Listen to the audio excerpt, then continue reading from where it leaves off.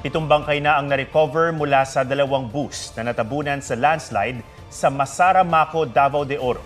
Naglabas naman ang pahayagang pamunuan ng Minahan kung saan nagtatrabaho ang mga pasahero. Live mula sa Mawab, Davao de Oro, may report si Justoni Humamil ng GMA Regional TV 1 Mindanao.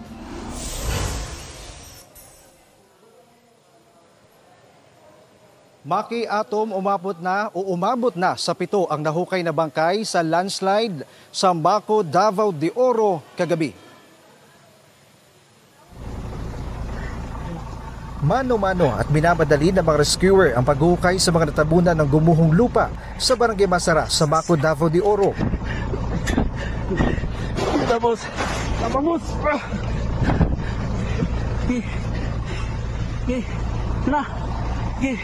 Rahatil. Oh my God. Thank you, Lord. Sibos. Sakay sila ng 2 bus na natabunan kagabi ng landslide. Going pa rin pagkalot. Ang uban, ang bus, napadari.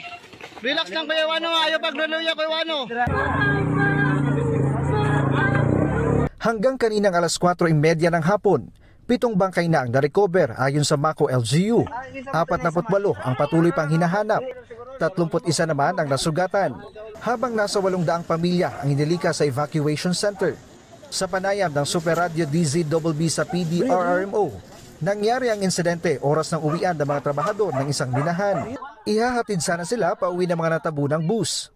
Nakaranas ng pag-ulan sa lugar nitong mga nakalipas na araw. Nagkaroon na naman yung drought of LPA, mas makapal yung volume of water kasi talagang malakas yung ulan. Might be the reason na na-absorb yung tubig ng bundok kasi ganyan ang karamihan na nangyari sa landslide dito. Ang kumpanyang Apex, sinabing hindi sa kanilang mine operations area nangyari ang landslide. Ang bahagi raw kung saan gumuho ang lupa, terminal lang ng mga service para sa kanilang mga tauhan. Kanina, nag-aerial inspection si Pangulong Bongbong Marcos sa Davao Region para makita ang pinsala ng mga pag-ulang dulot ng shear line at low pressure area. Kabilang sa mga tiningnan niya ang apektadong minahan. It gets to the point na hindi lang pagkain ang kailangan ng tao that they need to buy other things. That's why I released the 265 million to make sure that that phase of the response is immediate at maramdaman kaagad ng tao. Idiniin naman ni Defense Secretary Gibo Teodoro na kailangan ng mga bagong diskarte, plano at relokasyon ng mga komunidad. Mungkahi naman ng DNR, bumuo ng mga paraan at infrastrukturang mas angkop sa nagbabagong klima.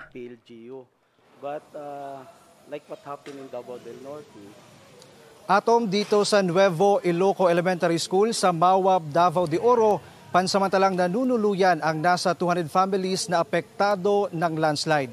Modular na lang muna ang pagsasagawa ng klase sa mga bata. Atom. Maraming salamat, Justoni Humamil ng GMA Regional TV 1 Mindanao. Huwag magpahuli sa mga balitang dapat ninyong malaman. Mag-subscribe sa GMA Integrated News sa YouTube. Sa mga kapuso abroad, subaybayan nyo kami sa GMA Pinoy TV at sa www.gmanews.tv.